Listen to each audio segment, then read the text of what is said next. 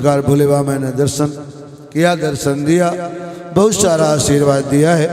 और मैया ने कहा आप कहीं नहीं जाना, ब्रज में ही तुम्हारा अच्छा सुंदर सा मंदिर बना दिया है और भोले बाबा वहीं निवास कर रहे हैं। इसके बाद हमारे सुखदेव जी महाराज श्रवण करा रहे हैं परीक्षित को कि अंग परिवर्तन एक संस्कार होता है। बच्चे के 16 संस्कार होते हैं, एक ही संस्कार 2 संस्कार दिखाई पड़ते। एक संस्कार हुआ कुआ पूजन मान लो या नामकरण मान लीजिए, बस 2 ही ये संस्कार। और उसके बाद विवाह संस्कार दिखाई पड़ता है। लेकिन विवाह संस्कार में क्या क्या होना चाहिए वो सब गायब हो गए। जनेऊ संस्कार गायब, ना पिता पहनेंगे ना दादा पहनेंगे। हमारे गुरुजी जब दिल्ली में कथा करने आए और हमने एक वशिष्ठ गोत्री ब्राह्मण को नंद बाबा बना दिया। और गुरुजी देखे जा, मैंने गुरुजी क्या देख रहे हैं? बोले ब्राह्मण है। मैंने कहा ये ब्राह्मण है। बोले जनेऊ कहाँ है? कहा दिल्ली में जनेऊ है नहीं किसी ब्राह्मण के पास। दिल्ली में किसी ब्राह्मण के पास में जनेऊ नहीं मिलेगा। ज़्यादा था ब्राह्मण को जनेऊ जरूर पहनना चाहिए। ये संस्कार क्षत्रिय ब्राह्मण वैश्य तीनों को जनेऊ पहनना। आज जो बीमारियां चल रही हैं क्यों चल रही? संस्कार से हीन हो गए। किस तरह बैठना है, कहाँ भोजन करना है, सब प्रथा गायब। ले आओ कहीं दे दो, वहीं लेकर के खाने लग जाए। इस प्रकार से बोले जो है इन्होंने अंग परिवर्तन का समय आया, उत्तम नक्षत्र लगन आदि है, महोत्सव मनाया जा रहा है। ढोलक बज रही है और ढोलक बजे साथ में उसमें एक डंडा पड़े तो और तेज आवाज हो जाती है। दिल्ली में ढोलक बजती है, साथ डंडा भी पड़ता है उसमें। इस प्रकार यहाँ पर जब अच्छा घर में कोई उत्सव हो ना तो 2 लोग बहुत परेशान हो जाते हैं, एक बालक एक वृद्ध। बालकों को भूख लगती है और वृद्धों को आवाज क्या आएगी, आज पूजा है बाद में मिलेगा। बालक बेचारे ले बिस्कुट खा ले और बुढ़े को कहते ले ब्रेड खा ले बाद में मिले। दोनों परेशान।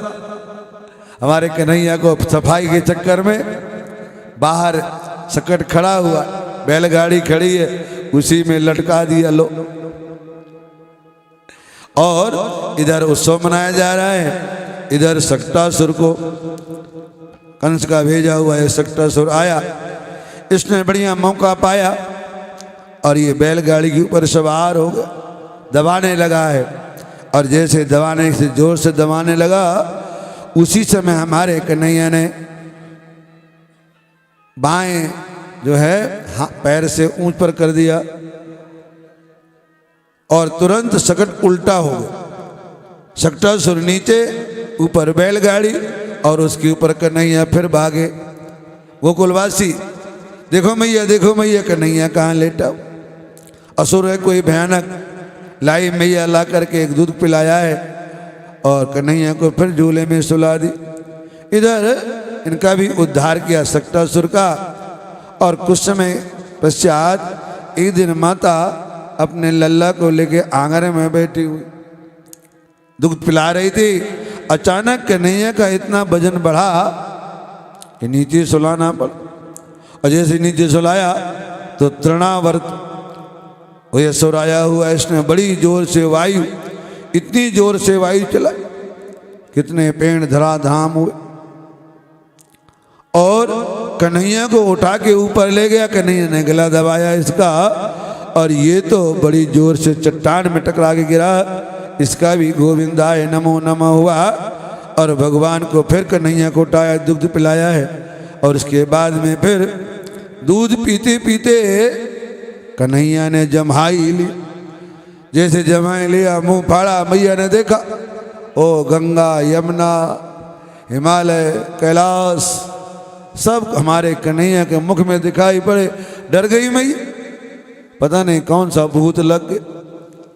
कृपा शक्ति ने कहा लीला से ज्यादा मत कर, मैया के बड़ी उम्र है, कहीं हार्ट अटैक। कृपा शक्ति ने तुरंत लीला समेट ली। मैया ने ऐसे ऐसे रहलाए, देखा रे बोले मुझे चक्कर आ गया होगा।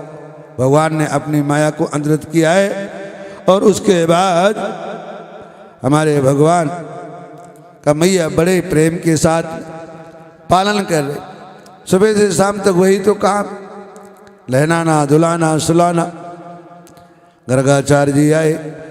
गर्गा पुरोहितो राजन यदूनाम सुमहातपा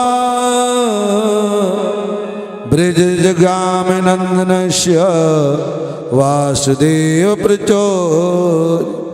गर्गाचार्य आए और सीधा गौशाला में गए। वहाँ पर नंद बाबा आदि मिले, प्रणाम किया।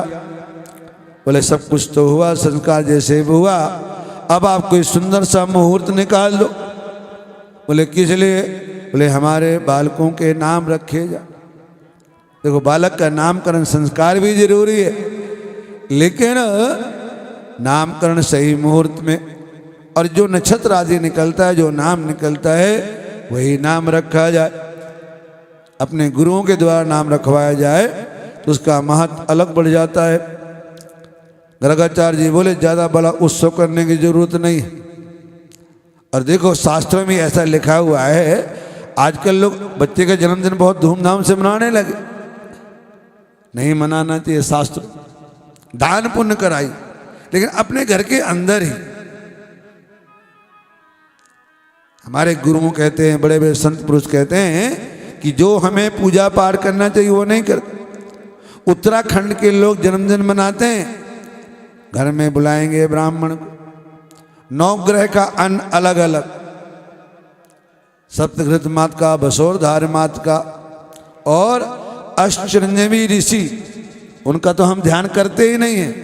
जो आई को देने वाले हैं, अश्वत्थामा, बलिर्व्यासो, हनुमान च विभीषण, इनका उस दिन पूजन होना चाहिए।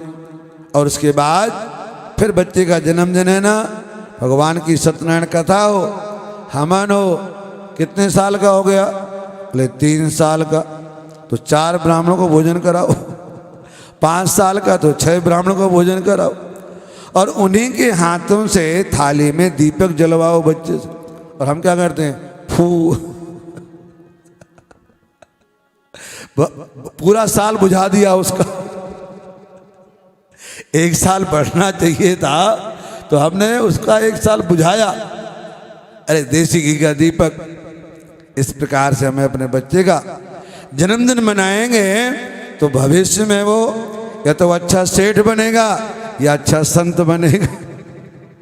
और हमने ऐसा संस्कार नहीं मनाया तो देखो भविष्य में जो बनेगा वो बनेगा। इसलिए गर्गाचार्य जी ने कहा ज्यादा उत्सव करने की जरूरत नहीं। और बोले सूक्ष्म, बोले कहाँ किया जाए? बोले सबसे उत्तम है गौशाला। आप अपने बच्चों को ले जाओ, रो रहा हो, और गाय की पूंछ से उसके सिर में ऐसे कर दो, नजर उतर गई। हमारा नाती तो बाबा की नजर उतारता है, गाय की पूंछ पकड़ेगा बाबा, डरते ही नहीं है बाबा गाय की पूंछ पकड़ कर। इसलिए बच्चे का जो है हमें कोई भी उत्सव मनाना चाहिए वो गौशाला में। गर्गाचार्य बैठे, संध्या बंदन करने के बाद दोनों माताएं आई। माताओं को बहुत होता है, कौन से पंडित आए, ज्योतिष आती है नहीं आती पता नहीं कहाँ से आप लेके आ जाते। तो माताओं ने दोनों ने बालक बदल ली। यशोदा का जो बेटा है वो रोहिणी की गोद में है, और रोहिणी का बेटा यशोदा की गोद में। पहले जो सचार बताएं तो सही कौन किसका बेटा है। तो गर्गाचार्य ने देखा, बोले अयम ही रोहिणी पुत्र, यशोदा तुम्हारी गोद में है ना, वो रोहिणी का बेटा है, और जो रोहिणी की गोद में है वो यशोदा का बेटा है। पहले तो अपने अपने बेटे को अपने अपने गोद में लो, तभी तो हम आशीर्वाद दें। हमारे मंदिर में कई साल पहले ये माता जी बैठी है ना, अपने बाल कृष्ण लड्डू गोपाल का जन्मदिन मना रही थी। हम कहीं से आए तो बैठ गए गद्दी में, दक्षिणा मिलेगी। आरती होने के बाद में कहती हैं हमारे हमारे लड्डू गोपाल हमें दे दो। मैं कहा मुझे क्या पता है? बोले आप तो ज्योतिषाचार हो ना। तुमने कहा इसमें ज्योतिष क्या करेगी? लेकिन मैं तो अपने गुरु जी को प्रणाम किया और शर्मा जी एक दिमाग लगाया, जो माता मोटी उसका लड्डू गोपाल भी मोटा होगा। और मैं तो पास हो गया परीक्षा। मैंने कहा तुम्हें ज्योतिष आती है?